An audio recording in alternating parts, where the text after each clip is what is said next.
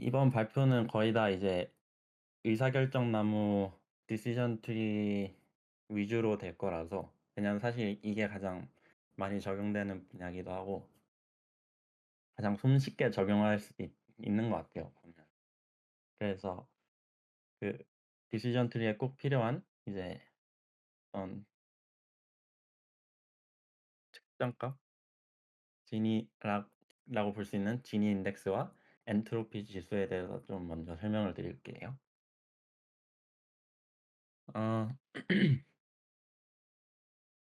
일단 얘네가 뭐냐고 하면은 이거는 그 어떤 데이터셋의 불순도를 나타내는 값이라고 보시면 돼요. 둘 다 이제 불순도를 나타내는데 어 서로 그 접근하는 방식 좀 바라보는 시각 정도가 다르다고 생각을 하시면 될 것 같아요.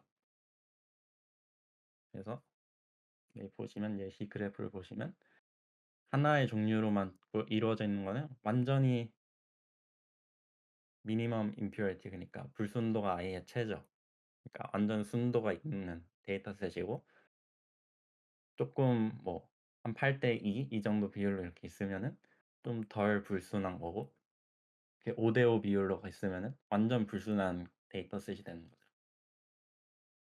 그래서 이 두 개가 어떻게 다르냐. 기니 인덱스를 먼저 살펴보면 식 자체는 1 마이너스 이 시그마 Pi 제곱으로 나와 있는데 아 이거 의미를 살펴보는 게 저는 사실 좋은 것 같아요 직관적으로. 그래서 이게 왜 이 식이 나오냐라고 보면은 이 데이터셋이 얼마나 뭐 여러 가지 클래스가 섞여 있냐를 판단할 수 있을까라고 생각을 해 봤을 때 이렇게 생각을 하면 될 것 같아요. 예를 들어 어 공 10 개가 있는 어떤 종이 가방이 있을 때 거기서 공 2 개를 뽑았을 때 그 공 2 개가 다른 색깔의 확률이라고 보면은 만약에 한 가지 종류의 색깔만 들어 있다면 다른 색깔을 뽑을 확률 자체는 아예 없겠죠. 그니까 반면에 만약에 여러 가지 색깔이 균등하게 섞여 있으면 섞여 균등할수록 두 가지 공을 뽑았을 때 서로 다를 확률이 높죠. 그거를 이제 수식으로 표현한 거라고 보시면 됩니다. 저 질문 하나 있어요. 네. 그러면은 여러 가지 클래스가 균등하게 섞여 있는 확률이 가장 불순도가 높은 상태다 이렇게 볼 수 있는 건가요? 네. 아하, 오케이, 이해했습니다. 균등하게 예. 섞여 있는 네.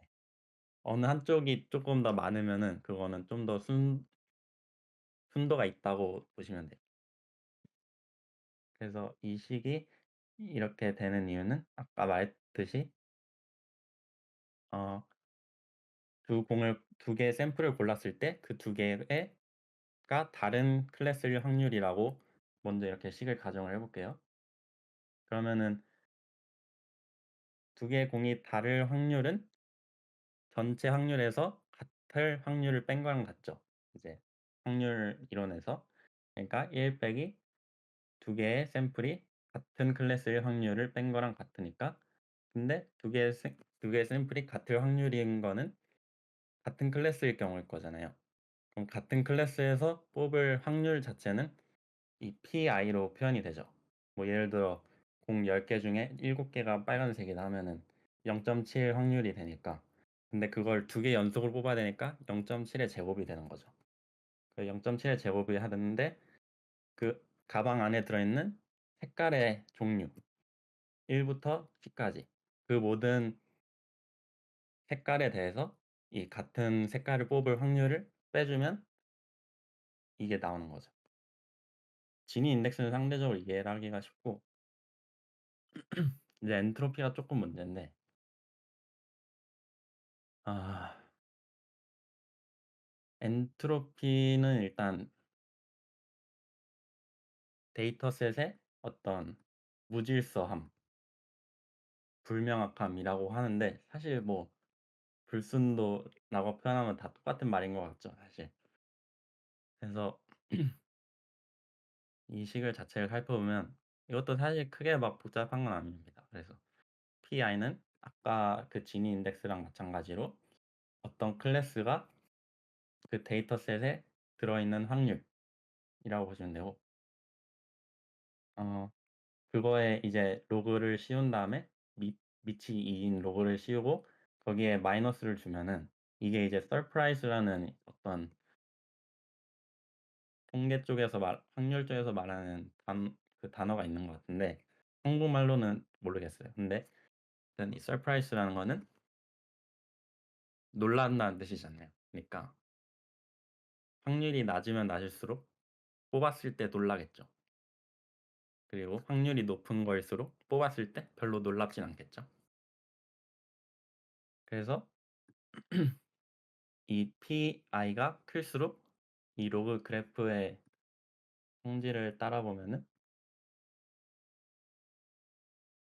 P는 어차피 0에서 1 사이니까 P가 높을수록 이 값 자체는 낮아지죠. 서프라이즈 자체는. 그리고 P가 그러니까 확률이 낮을수록 뽑히면 서프라이즈가 올라가는 거고 그런 식으로 되는 겁니다. 그래서 이 서프라이즈를 다 더해 준 거라고 보시면 됩니다. 모든 클래스에 대해서. 모든 클래스에 의외성이라고 하네, 대한 의외성. 의외성? 예, 네. 예, 예. 의외성을 모든 클래스에 대해 더해 주는데 이제 그 앞에 이 PI를 곱해 주는데 이건 이제 웨이트를 곱해 주는 건데 이걸 곱해 줌으로써 이제 평균화를 시킨다고 볼 수 있습니다. 조금 이게 느낌적으로 다가오는데 아마 조금 시간이 걸릴 수 있는데 이 평균 평균이라는 게 꼭 중요합니다. 그래서 저 질문이 하나 이 있어요. 네. 그러면은 이게 어떻게 보니까 크로스 엔트로피 로스가 이 엔트로피 개념에서 파생을 한 거다 이렇게 볼 수가 있는 거잖아요. 네. 근데 제가 크로스 엔트로피는 공부를 안 해봐 가지고 근데 아까 대충 보니까 좀 비슷하긴 하더라고요.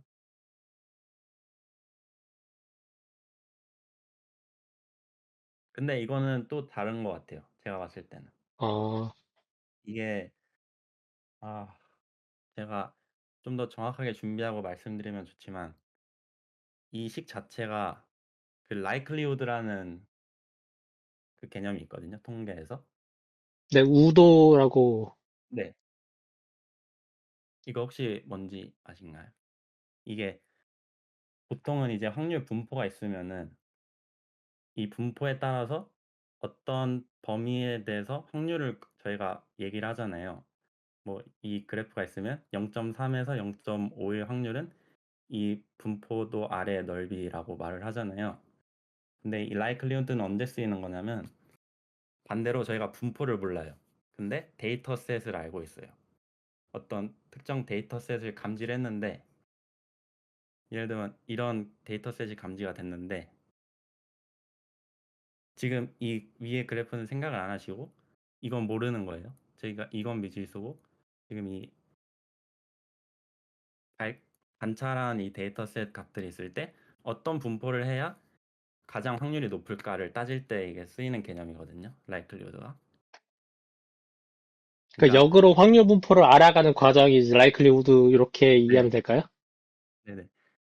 만약에 이 1번 분포도를 넣으면은 사실 가장 확률이 낮잖아요. 왜냐면 이 확률을 다 뚫고 이렇게 뽑힌 거니까. 근데 이 확률 분포의 확률이 가장 높은 거죠.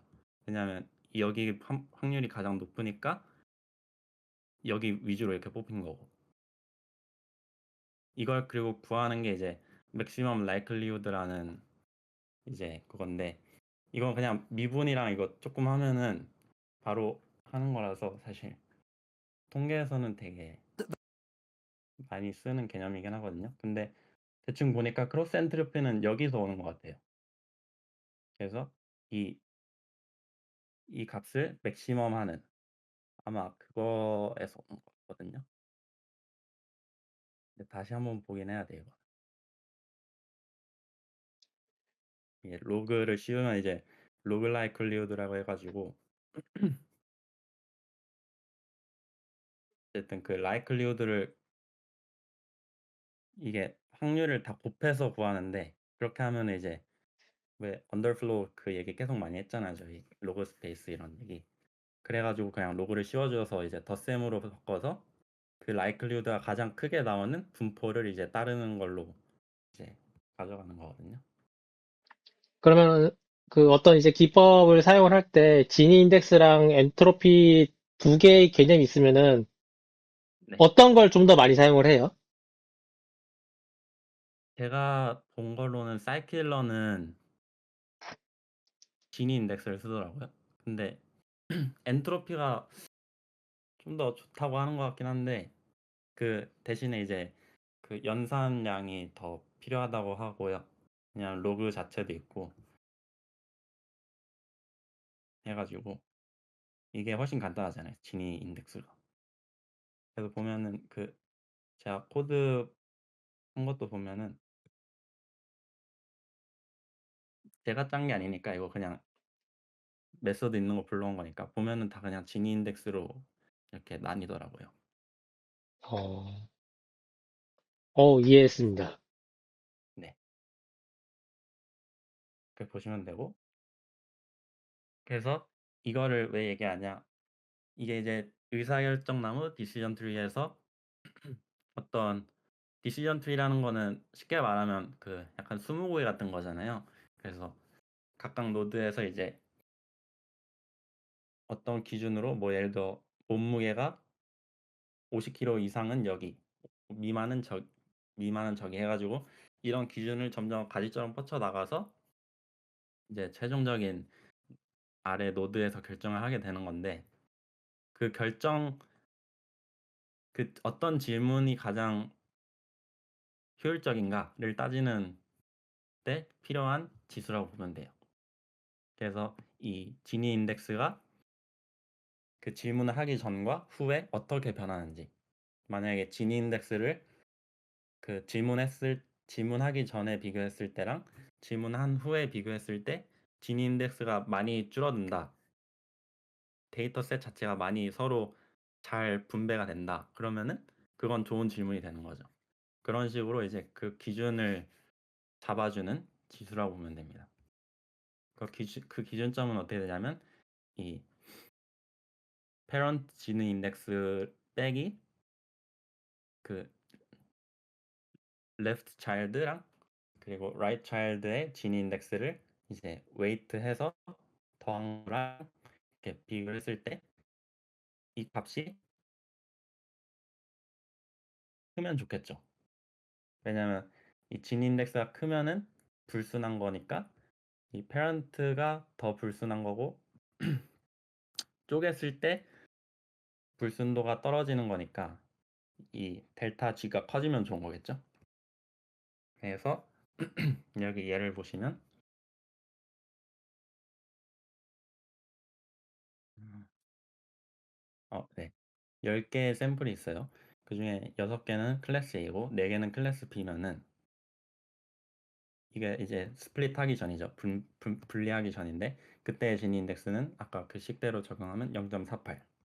근데 이렇게 분리를 하고 나면 예를 들어 3, 1, 3, 3으로 분리가 됐다고 하면은 이렇게 이게 이제 왼쪽 노드의 진위 인덱스가 되는 거고 이게 오른쪽 노드의 진위 인덱스가 되는데 이걸 그냥 더하는 게 아니라 이 개수에 따라서 곱해줘야 돼요. 그러니까 이거는 왼쪽 노드에 4개가 들어갔으니까 10분의 4를 여기다 곱해주고 여기 오른쪽 노드에 6개가 들어갔으니까 10분의 6을 곱해줘서 이 0.45가 되면은 이게 이제 분리하고 난 후에 진위 인덱스가 되는 겁니다. 그래서 총 진위 게인은 그러니까 진위 인덱스를 얼마나 획득했냐 그럼 분리하기 전과 분리한 후에 이제 0.03만큼 낮아졌다. 그러니까 0.03만큼 좋아졌다. 이걸 어쨌든 극대화시키는 게 이제 의사결정나무에서 노드를 선정하는 기준입니다. 근데 이제 피처도 많고 그러면은 이게 방법이 되게 경우의 수가 되게 많잖아요. 그래서 이걸 또 최적화해서 어떻게 빨리 하는 게 또 하나의 기술이라고 보면 될 것 같아요. 거기까지는 제가 모르고 조금 더 하나 설명을 드리면은 유튜브에서 본 건데 이제 되게 아이디어가 참신해가지고 이제 엔트로피 자체를 어떻게 해석하냐면 어, 어떤 음,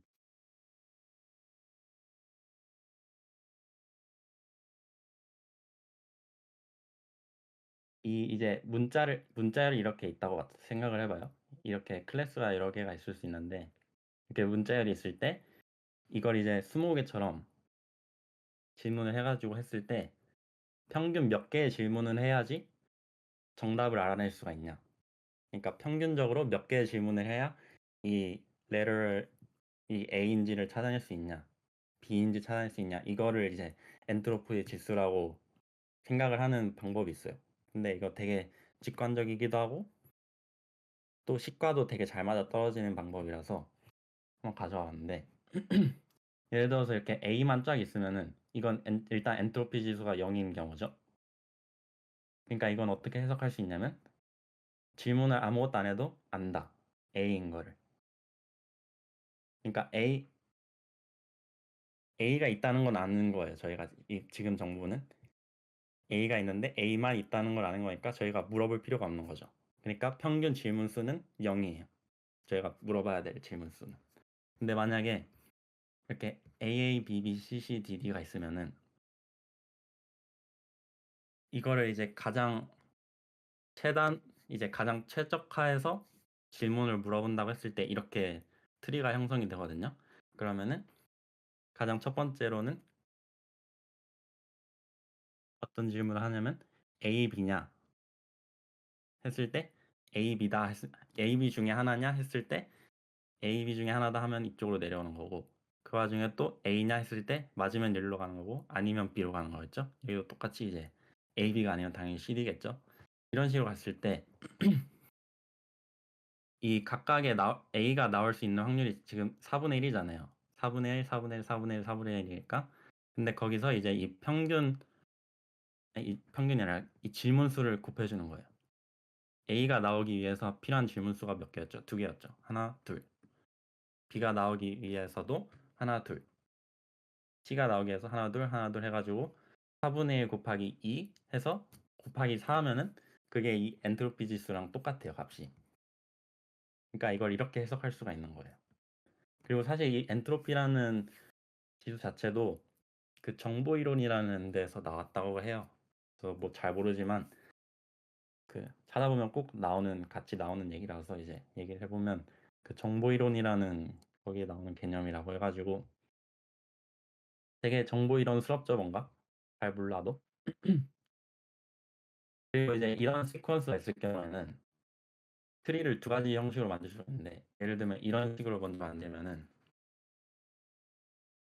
A, B냐 했을 때 A 중에 하나다 해서 뭐 이런 식으로 만든 거예요. 근데 지금은 아까랑 그 구성 자체가 다르잖아요. A가 4개고 B가 2개, C가 1개, D가 1개니까 이거를 엔트로피를 구했을 때 2분의 1 곱하기 질문 2개에서 2분의 1 곱하기 2 그리고 B가 나올 수 있는 확률 4분의 1하고 질문수 2개에서 이거 되고 이렇게 해서 8분의 1 곱하기 2, 8분의 1 곱하기 해서 엔트로피 2가 나와요. 그럼 이게 엔트로피 지수냐 했을 때 아니죠. 이건 엔트로피 지수가 아닌 거예요. 왜냐면 더 최적의 경로로 질문을 할 수 있으니까. 그리고 저희는 어차피 그걸 찾아낼 거니까 디시전 트리에서. 그러니까 이걸 엔트로피로 결정하는 거는 옳지 않은 방법이겠죠. 그래서 이 트리를 다시 구조를 바꾸면은 A가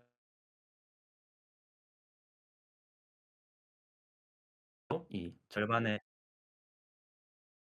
네, 이 A냐 이 질문 하나만으로도 벌써 절반을 맞추고 들어가니까 이렇게 했을 때는 엔트로피 지수가 1.75가 나오니까 이게 이제 가 되게 참신해가지고 그리고 이거 자체가 시계도 맞아 떨어지는 게 이 로그 2라는 거가 이제 이게 어떻게 보면 좀 바이너리 서치 알고리즘 그거랑 비슷하잖아요. 그 이제 코딩 테스트 할 때 많이 하는 그래서 이 로그 지수가 밑이 2인 것도 약간 어느 정도 의미가 되고, 그리고 이 평균화를 해 줌으로써 이 웨이트를 곱해 줌으로써 아까 제가 꼭 강조했던 게 평균 질문수였잖아요. 평균 질문수. 왜냐하면 평균 질문수가 아니라면 그냥 하나로만 해도 이게 바로 나올 수가 있는 거니까. 평균적으로 질문을 몇 개 해야 되냐를 따지는 거니까 이게 식이 굉장히 잘 맞아떨어진다고 보면 됩니다. 그리고 사실 이 엔트로피 지수 이 식에 대해서 좀 더 얘기하자면 이 로그는 이게 사실 확률을 곱하는 걸로도 이제 이런 식의 비교를 할 수가 있는데, 그렇게 되면은 이게 샘플이 만약에 100만 개 나면은 이 PI를 100만 번 곱해야 되는 거니까 이건 또 언더플로우 문제가 일어나게 돼요. 그래 가지고 이제 지수로 이 덧셈으로 바꿔주는 게 꼭 필요하고, 그게 이제 지수 이 로그의 필요성이라고 보면 되고, 이 지니 인덱스에서는 굳이 필요가 없죠. 왜냐면 이 제곱으로 딱 정해져 있으니까. 애초에 카운팅하는 방법 자체가 다르니까. 그래서 되게 좀 수학적인 얘기를 해 봤고,